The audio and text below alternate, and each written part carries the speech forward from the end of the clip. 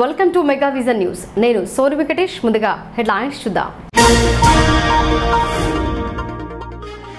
బుధవారం జహీరాబాద్ పార్లమెంటు సన్నాహక సమావేశం హాజరు కానున్న వర్కింగ్ ప్రెసిడెంట్. ఏర్పాట్లను పరిశీలించిన మంత్రి.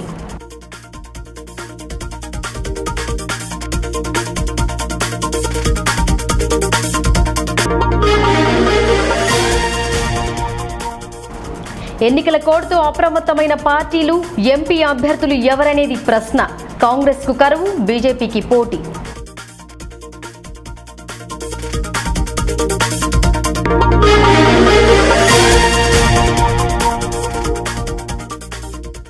ముగిసిన పరీక్షలు, ఇంటి ముఖం పట్టిన విద్యార్థులు. సందడిగా మారిన ప్రయాణ ప్రాంగణం.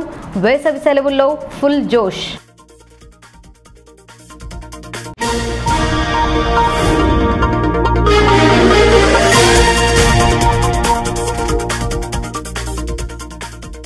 ప్రొద్దుతిరుగుడు పంటలతో అధిక లాభాలు. రిఫైన్డ్ నూనెల పట్ల పెరుగుతున్న మక్కువ.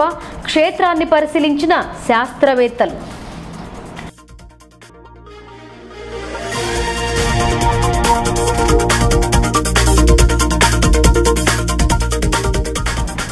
ఆకుకూరలు, కూరగాయలలో బలమైన పోషకాలు. పోషకాహార వారోత్సవాల ఊరేగింపు. సూచనలు చేసిన ఐసిడిఎస్ అధికారులు.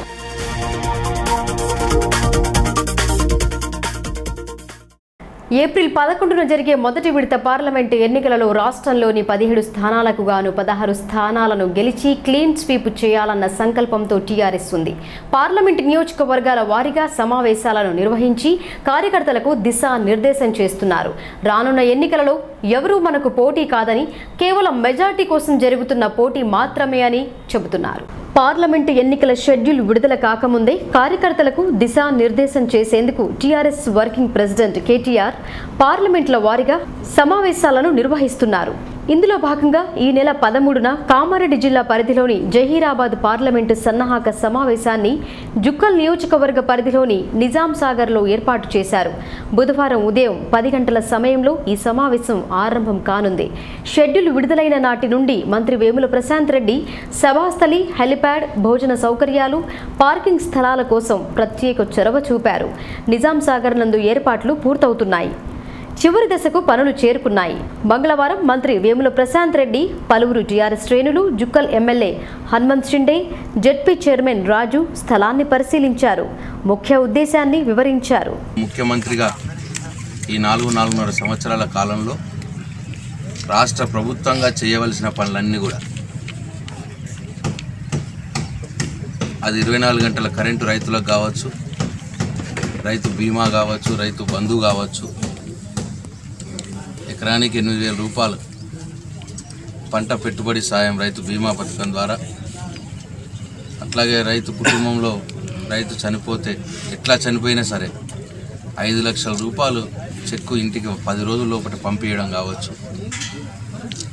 200 రూపాయలు ఉన్న పెన్షన్లు 1000 రూపాయలు చేసుకొని, 500 ఉన్న పెన్షన్ని 1500 చేసుకొని 4 సంవత్సరాలుగా ఇవ్వడం కావచ్చు, మళ్ళీ ఇప్పుడు ఆ 1000 పెన్షన్ని 2000 రూపాయలు చేసుకోబోతున్నందుకు కావచ్చు, 1500 ఉన్న పెన్షన్ని 3000 రూపాయలు చేసుకోబోతున్నందుకు కావచ్చు. ఇట్లా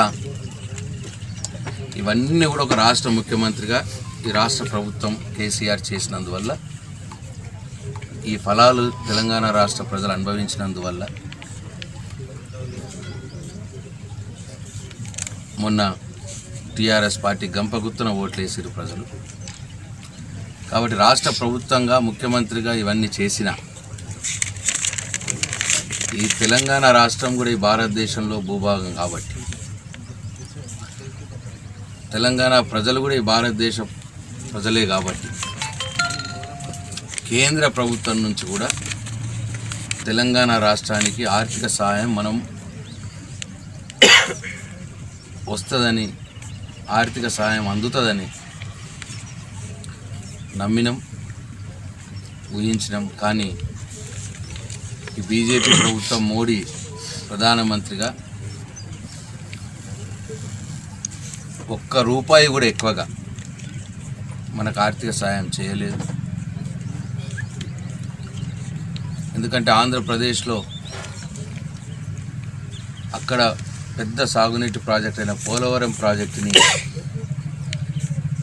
కేంద్ర ప్రభుత్వమే ఆ డబ్బులతో మోడీ కట్టిస్తూ ఉన్నాడు. అట్లాగే మనం కూడా Kaleshwaram project, Palamuru lift irrigation project, 2 ప్రాజెక్టులు మేము చేపట్టినాం. ఒక 50% మీరు పెట్టండి, 50% మేము పెట్టుకుంటాము అని ముఖ్యమంత్రి గారు ఎన్నిసార్లు అడిగినా సరే ఇవాళ కేంద్ర ప్రభుత్వం మనకు ₹1 కూడా వదలలే. కాబట్టే ఇవాళ అవసరం ఉన్నది. కేంద్ర ప్రభుత్వాన్ని శాసించే శక్తి మనకు అవసరం ఉన్నది. ఆ శక్తి కేవలం పార్లమెంటు ఎంపీలని గెలిపించుకోవడం ద్వారానే మనకు ఆ శక్తి వస్తుంది. అందుకే కేసీఆర్ గారు కాంగ్రెస్ బీజేపీలు కాకుండా మిగతా ప్రాంతీయ పార్టీలతో కలిసి ఇంకొక కొత్త రాజకీయ వ్యవస్థను ఏర్పాటు చేసుకొని సేవారంగంలో ముందుండి లయన్స్ క్లబ్ పేద ప్రజల ఆరోగ్యంపై దృష్టి సారించింది. దంత వైద్య శిబిరాన్ని ఏర్పాటు చేసి పరీక్షలు చేశారు. అవసరమైన వారికి మందులను ఉచితంగా అందజేశారు. ఎడపల్లి మండలం పోచారం ఠానా కళాన్లో మండల లయన్స్ క్లబ్, జిల్లా కేంద్రానికి చెందిన ఎస్వీఎస్ టెస్ట్ కేర్ దంత వైద్య ఆసుపత్రి ఆధ్వర్యంలో ఉచిత వైద్య శిబిరాన్ని నిర్వహించారు. ఈ శిబిరానికి వచ్చిన వారికి నోటి దంత పరీక్షలు చేశారు. దంత చికిత్సల అనంతరం ఉచితంగా మందులను పంపిణీ చేశారు. దంత వైద్య శిబిరంలో రోగులు అధిక సంఖ్యలో తరలి వచ్చారు. పోచారం గ్రామ సర్పంచ్ ఇంద్రకరణ్, డాక్టర్ విశాల్, సిబ్బంది సాయి, సర్పంచ్ భాస్కర్ రెడ్డి పలువురు పాల్గొన్నారు.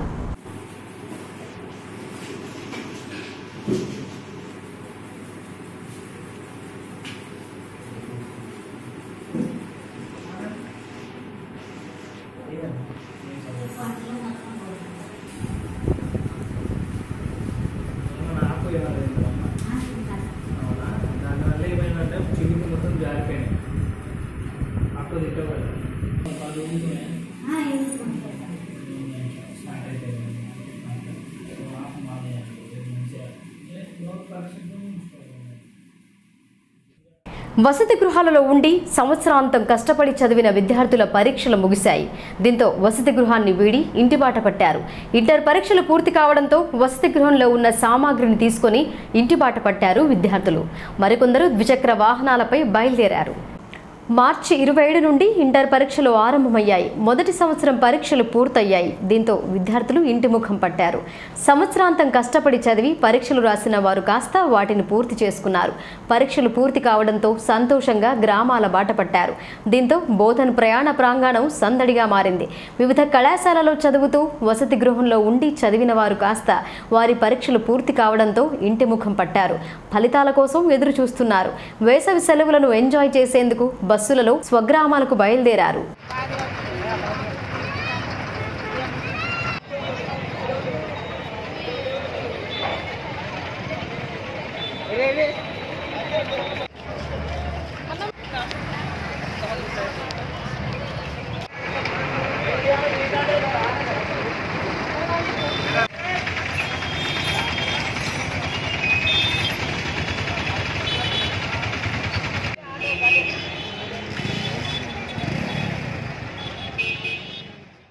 ఆపదలో ఉన్నవారికి రక్షించేది రక్తం. ఒక్కొక్క సమయంలో కావాల్సిన రక్తం దొరకకపోవడంతో అనేక మంది ప్రాణాలు కోల్పోతున్నారు. రక్తదాతలు ముందుకొచ్చి రక్తాన్ని దానం చేస్తే వాటిని నిల్వ ఉంచి అత్యవసర పరిస్థితుల సమయంలో అందిస్తారు. ఎత్తుండ గ్రామ యువకులు ఇందుకు శ్రీకారం చుట్టారు. కోటగిరి మండలం ఎత్తుండ పాఠశాలలో యువత ఆధ్వర్యంలో బోధన్ లయన్స్ క్లబ్ సహకారంతో రక్తదాన శిబిరాన్ని నిర్వహించారు.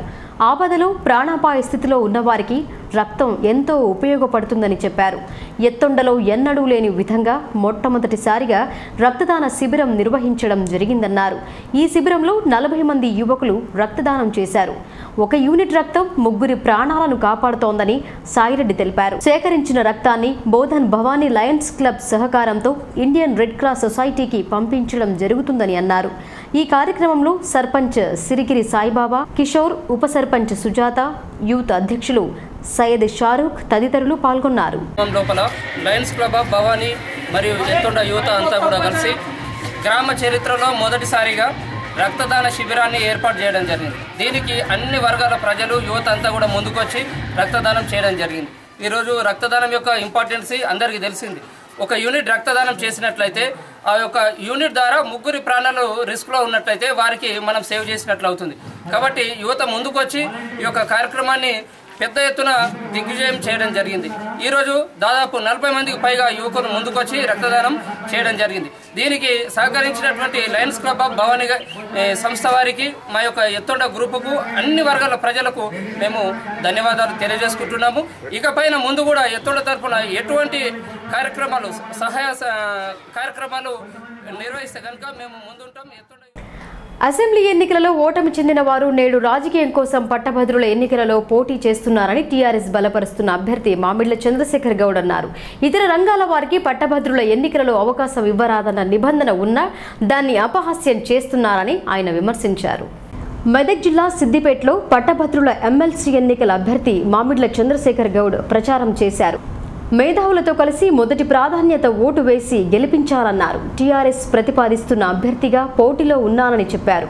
రాజకీయాల కోసం కొందరు ప్రశ్నించే గొంతులను నొక్కే యత్నం చేయడానికి పోటీలో ఉంటున్నారని, దీన్ని గుర్తించాలని వివరించారు.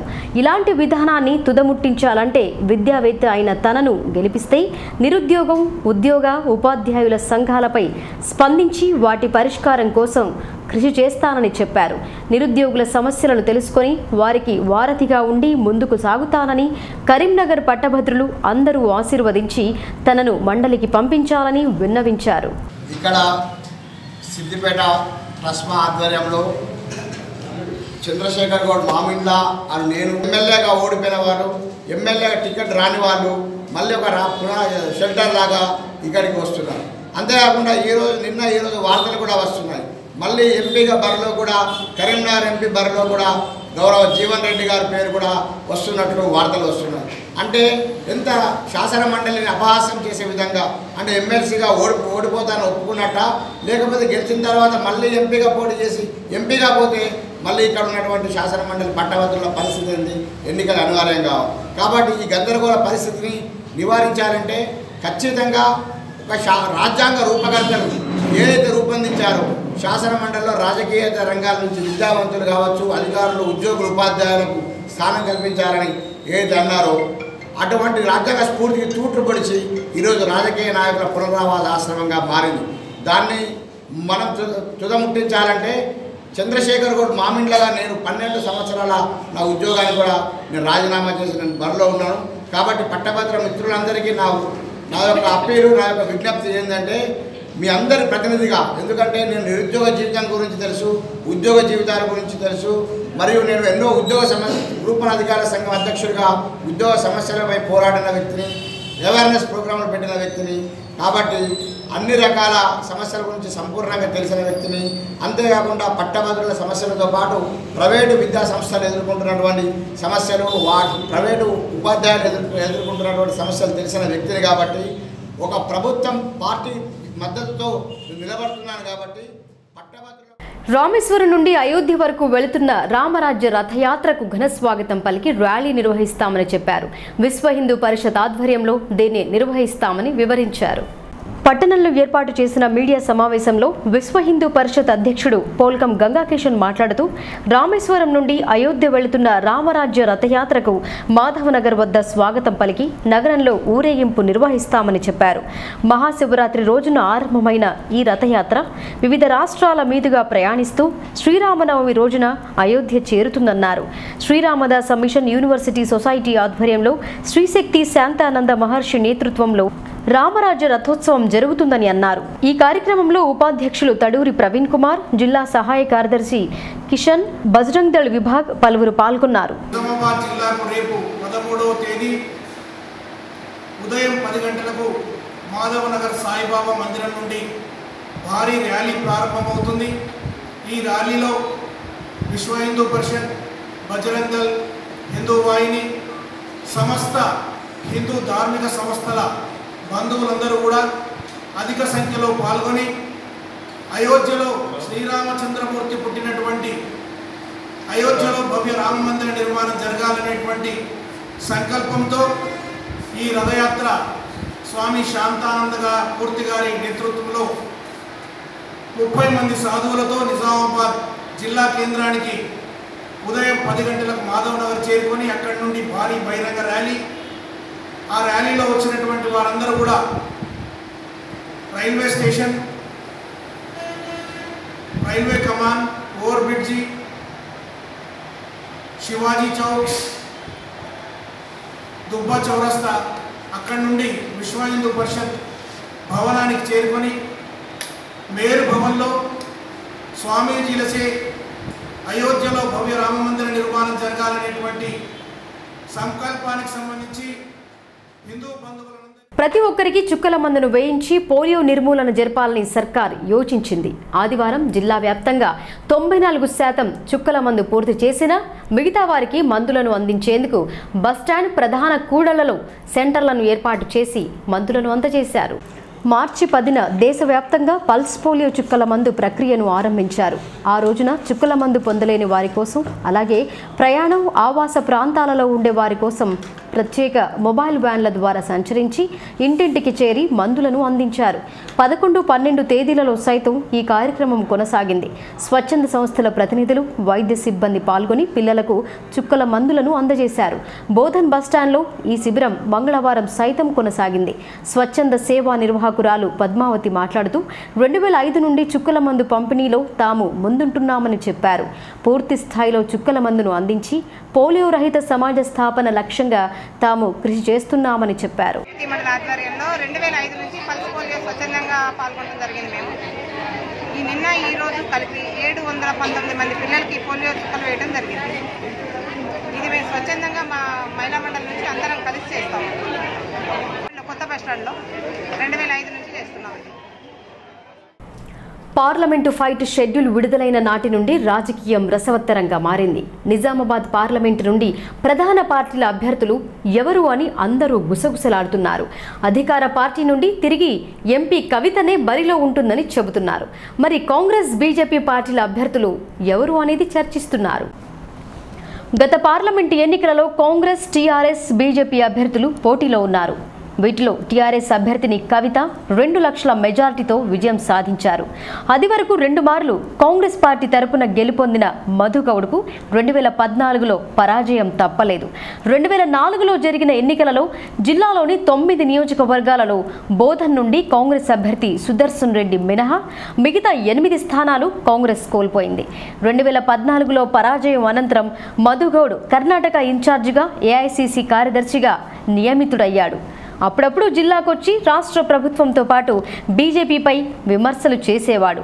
తిరిగి 2019లో జరిగే పార్లమెంటు ఎన్నికలలో మధుగౌడ్ ఎంపీ రేసులో ఉంటారని భావించినా ఆయన మాత్రం పోటీకి దూరంగా ఉండి మల్కాజ్గిరి నుండి పోటీ చేసేందుకు ఉత్సాహం చూపుతున్నారని తెలిసింది. ఇటీవల కాంగ్రెస్ శ్రేణులు నిజామాబాద్లో ప్రెస్ మీట్ ఏర్పాటు చేసి మరీ అమెరికా అమ్మాయిల బ్రోకర్ మధుగౌడ్ అని ఆ పార్టీకి చెందిన వారి ఆరోపించారు. దీంతో మధుగౌడ్ తోకముడిచి నిజామాబాద్ కాదనుకున్నారని తెలిసింది.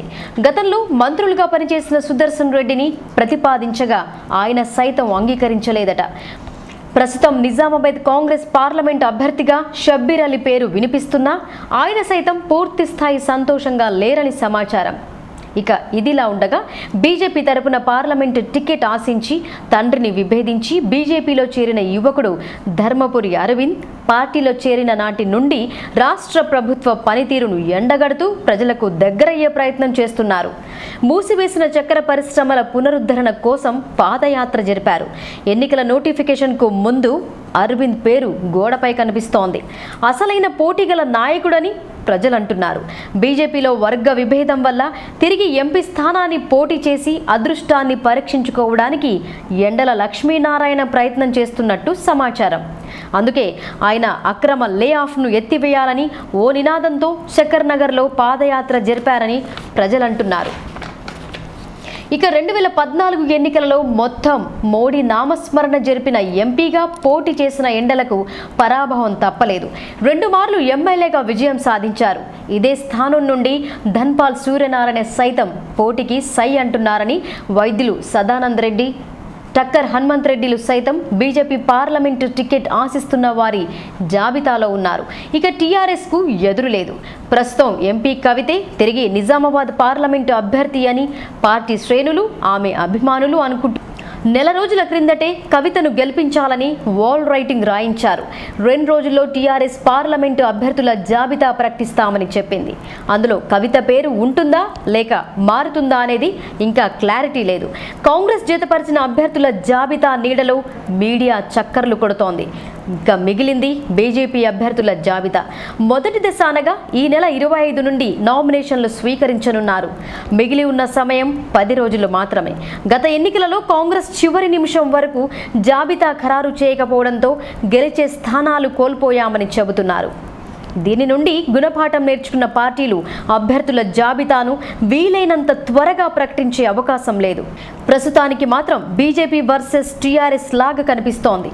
బలమైన కాంగ్రెస్ అభ్యర్థి రంగంలో దిగితే పరిస్థితిలో మార్పు వచ్చే అవకాశం ఉండొచ్చు.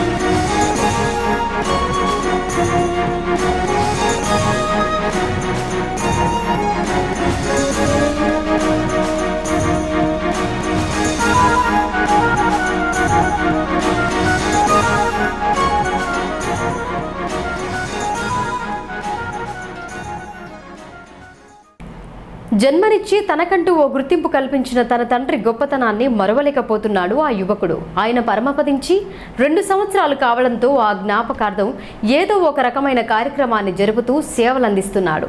పాఠశాల విద్యార్థులకు భోజన ప్లేట్లను అందజేశారు.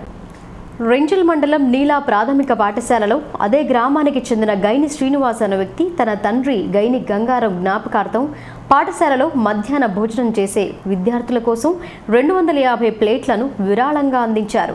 సర్పంచ్ లలిత రాఘవేందర్, దాత గైని శ్రీనివాస్, పిఆర్టీయూ మండల అధ్యక్షులు సోమలింగం గౌడ్, గోవిందరావు, ఆనందరావు పలువురు ఈ కార్యక్రమంలో పాల్గొన్నారు. జన్మనిచ్చిన తండ్రి జ్ఞాపకార్థం 2 ఏళ్లుగా ఈ కార్యక్రమాలను చేపడుతున్నట్టు వివరించారు. దాతను అభినందించారు.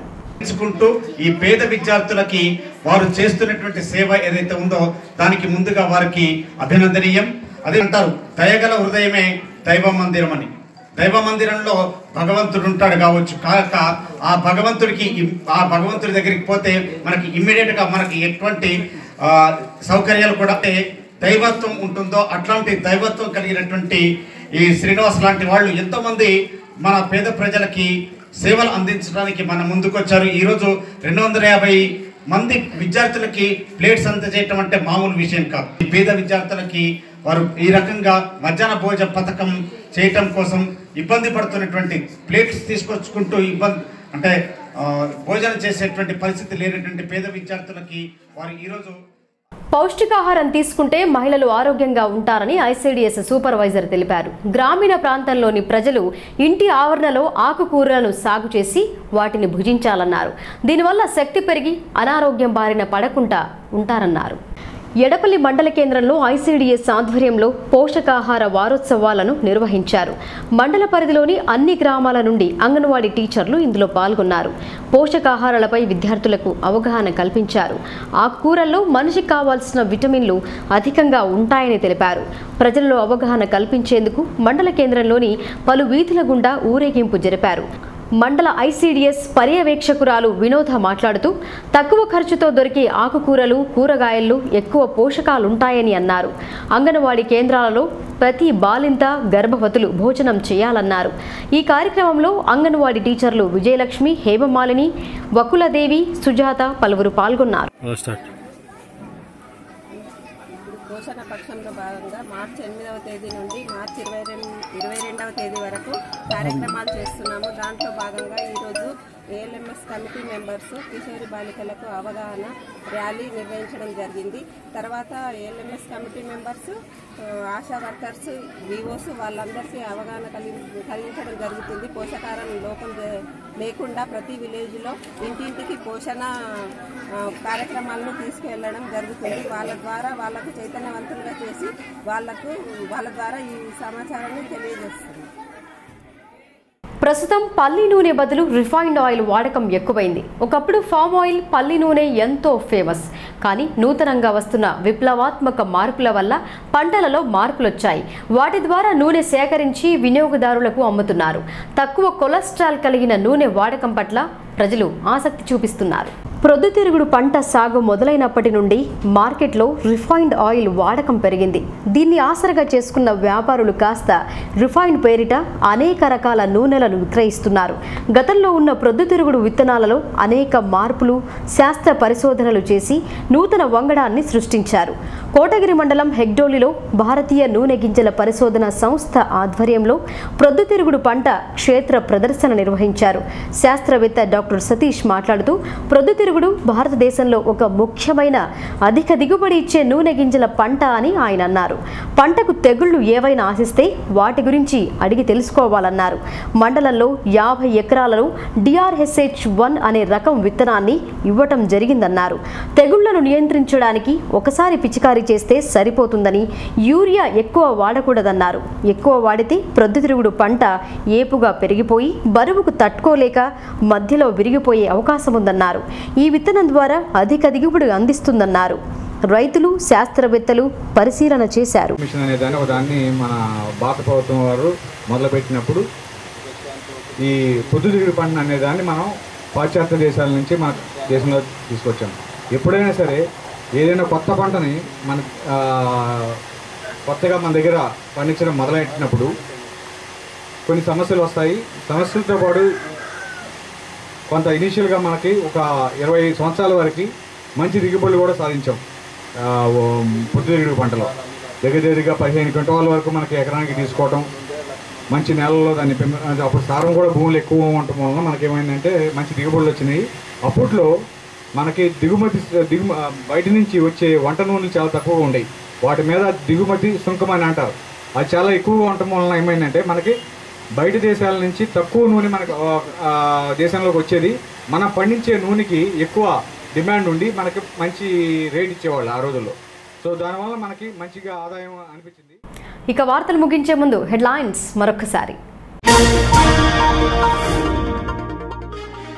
బుధవారం జహీరాబాద్ పార్లమెంటు సన్నాహక సమావేశం హాజరు కానున్న వర్కింగ్ ప్రెసిడెంట్. ఏర్పాట్లను పరిశీలించిన మంత్రి.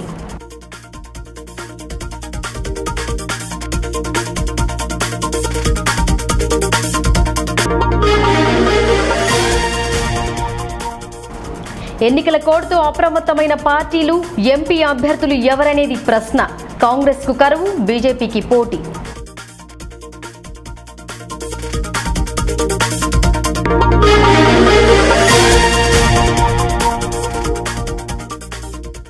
ముగిసిన పరీక్షలు, ఇంటి ముఖం పట్టిన విద్యార్థులు. సందడిగా మారిన ప్రయాణ ప్రాంగణం.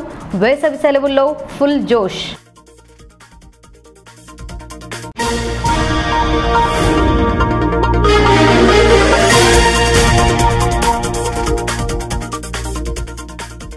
ప్రొద్దుతిరుగుడు పంటలతో అధిక లాభాలు. రిఫైన్డ్ నూనెల పట్ల పెరుగుతున్న మక్కువ. క్షేత్రాన్ని పరిశీలించిన శాస్త్రవేత్తలు.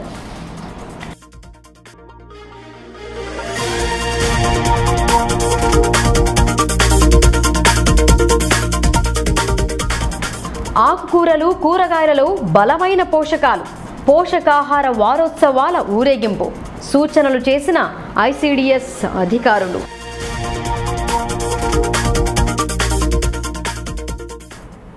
ఇవి బులెటిన్ విశేషాలు. చూస్తూనే ఉండండి మెగా విజన్ న్యూస్.